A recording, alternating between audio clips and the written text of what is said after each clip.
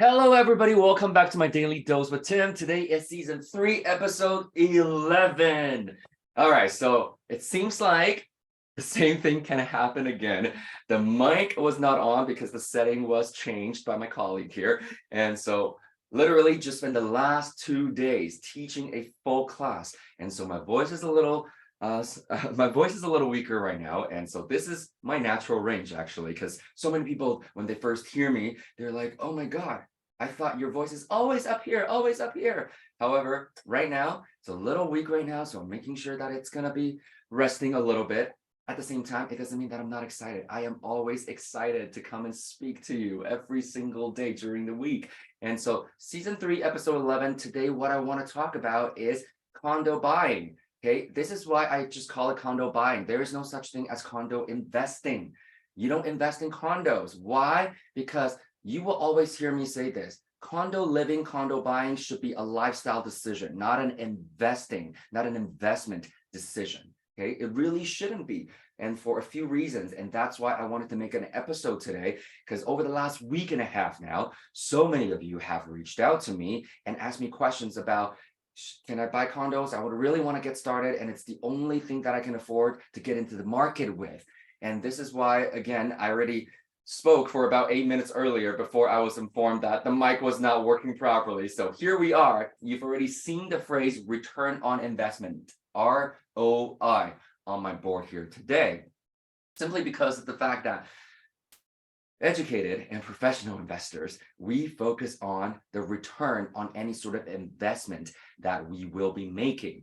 For example, if I am making an investment decision where it needs me to put in $100,000, I better make pretty darn sure that after all is said and done, I'm going to recover my $100,000 with some leftovers. And that leftover is my cash flow, is my profit, and that's what I'm talking about here, okay? And so educated investors, we don't focus on how much it's going to cost us. We focus on how much it's going to make us. And this, incidentally, is also typically how we are able to challenge ourselves, continue to grow, and get into bigger asset classes, or the same asset class or bigger assets. Okay, so that means a lot of us will start with single family homes, and then we go into smaller multi-units or larger multi-units, and then in between you are going to mix in a lot of different strategies. Okay, and so what I really want to share with you today is, why is condo buying not considered proper real estate investing? It really isn't, for 3 main reasons. Number one, by definition, if you have a condo, there are usually condo fees. Condo fees are these fees that are collected from every single individual owner within that same dwelling. And so that fee gets pooled up, gets managed, hopefully well, and so that money, that pool of money, gets used towards the maintenance and the repairs of the general areas and the upkeep of the entire building, because there's so many things behind the walls, as we all know, whether you live in a condo or live in a house of any kind. Okay, and so first thing first, condo fees. And condo fees, when you're doing a deal analysis, where does that fall under? Condo fees falls under expenses, and so revenue minus expenses. I'm going to shorthand this today. Obviously, when we're doing the full-on income property analysis, it's not as simple. However, I'm going to shorthand this. And this is also business 101 calculations, really. So you have your revenue, meaning you make your money, you spend your money, your expenses, and then what do you have left over with, which is your cash flow, your profit in this particular case. And so condo fees go under the expenses column. So by definition, let's just say that your revenue is here and your condo fees are here. Naturally speaking, that's an extra line item of expense that you have to take care of, that you otherwise would not have if you had a single family detached unit without condo fees. And this is also why townhouses with condo boards or strata, for some of our friends in British Columbia, that's the word that in BC that you use, and I used to live in BC, so I am aware that you call it something different now. And so that means the cash flow is going to naturally shrink because your expenses are a little bit higher in comparison. Okay. And so that's the first reason that we don't like it. So condo fees, no, that's eating away at your profit. Okay. We already work so hard to identify deals, to structure deals, to acquire deals, and to manage. Why are we naturally allowing something like that to take our powers away? And that's just it. With condo boards, stratas, a lot of things are outside of our control. We don't have 100%. We don't have 100% say in many different things. How things are run, how things are maintained, how things are kept. And so with that said, as an investor, as an educated investor, a lot of the times, as I keep saying, investing inherently has risks. Okay, investing inherently has risks. And so what we are really learning is to take calculated risks. And through that process, we are also gaining a certain level of control. When you have a condo board that makes a lot of decisions based on the majority, you are losing control by definition right there. Okay. And so as a result, number two, condo fees aside, many people have heard of a phrase called special assessment. Okay. Special assessment. I'm going to write out the whole thing. Special assessment. And what this is typically is a giant bill for each individual owner within that dwelling when there is a major maintenance or repair issue that comes up, and the condo board collectively decides either they're not going to have enough money from the reserve fund, or there is enough money in the reserve fund. However, it would drain it, so they want to keep a portion of it.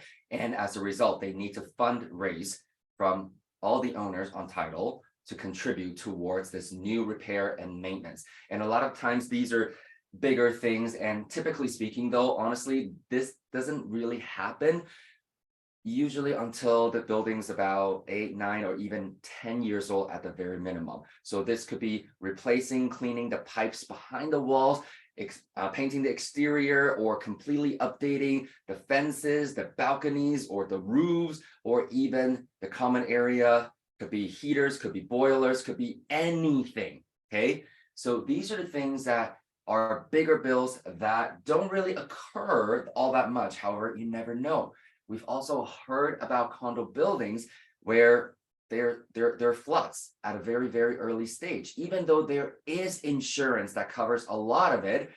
However, the condo board decides that instead of raising the condo fees, we're just going to do a one-time billing.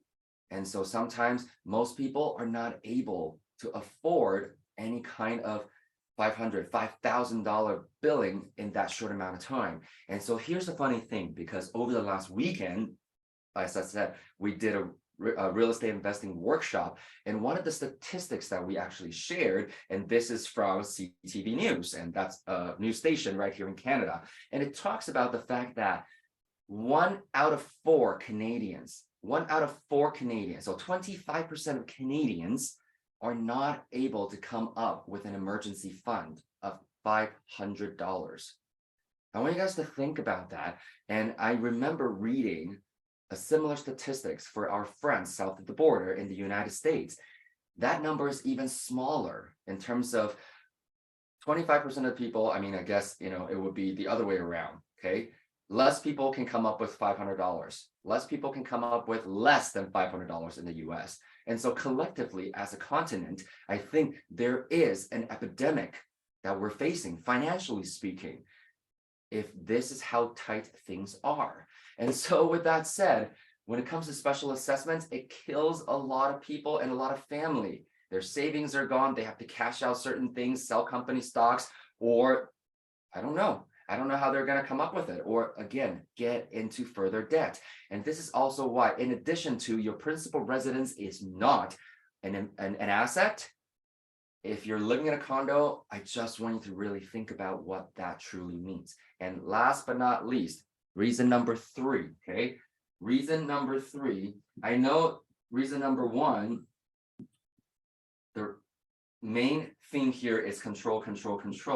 However, we always want to say control over value, control over value. Okay, thanks to a lot of the TV shows these days, a lot of us understand the concept of value adding, especially when you do some renovations to make the place look pretty, you stage it, you make it very enticing for the end target audience. So your end target audience could be buyers, could be renters, could be long-term renters, could be short-term renters, or midterm renters. The point is, though, the value that I'm referring to is the value that you might want to sell it at. So think about it this way. I'm only using 60 units under the same roof as my example.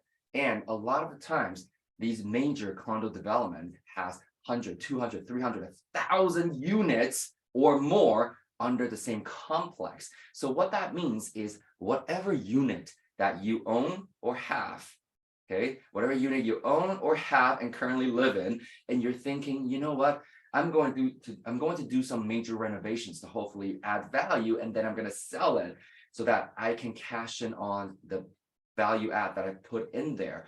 Well, guess what? First thing first, I like the TV shows that are teaching people the concept of value add. At the same time, though, I cringe a lot of the times because let's just say I've seen so many times that the math on these TV shows, this is how it shows. Before renovation, value, let's just say at $500,000.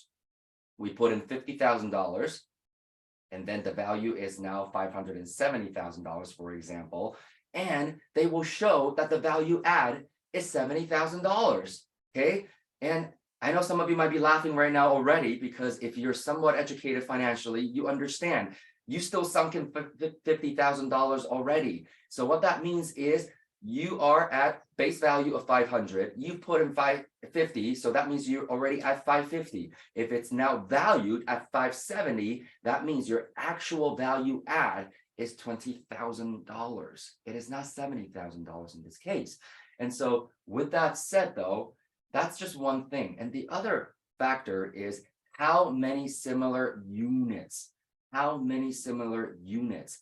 are there in your building?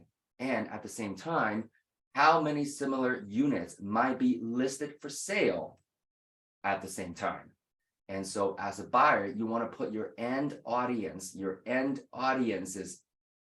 put yourself in their shoes, basically, when they're shopping for something like this. If they're looking at your unit, yes, it's so pretty. However, all of a sudden they go next door and they go, well, yeah, this is not as well done. However, it is $20,000, $30,000 cheaper, or better yet, it is $70,000 cheaper in this case. You know what? I can do a lot with $70,000 myself. And in this case, I will have full decision power, meaning, yes, your place looks really amazing. However, there are a few things that I wouldn't do the same way, or I would have changed this up, changed that up. So you got to start to really put yourselves in the buyer's shoes, especially if you're thinking about flipping this property in the first place. And so again, if you're flipping, remember, one of the biggest expenses is holding costs. And depending on how old the building is, you don't know. What happens when you happen to be the owner on title, when there is special assessment? And I know I'm not doing, fear mongering. This is not a doomsday scenario. I just want to challenge you to think about how you can regain control as a real estate investor, simply because of the fact that that's why we learned how to do this properly in the first place. And that's why I don't understand. There are coaching programs out there encouraging their students to go in and just get started with condos.